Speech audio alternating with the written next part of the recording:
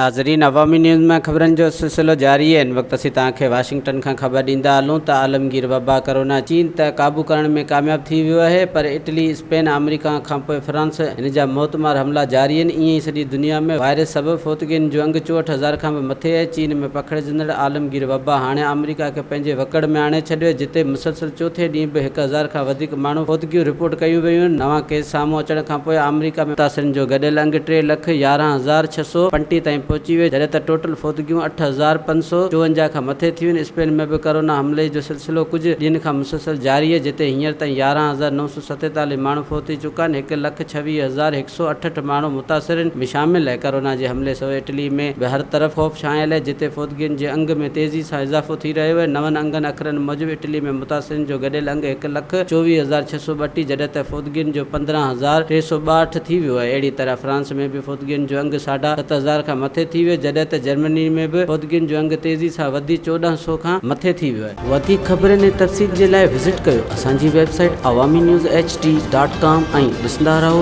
Awami news HD।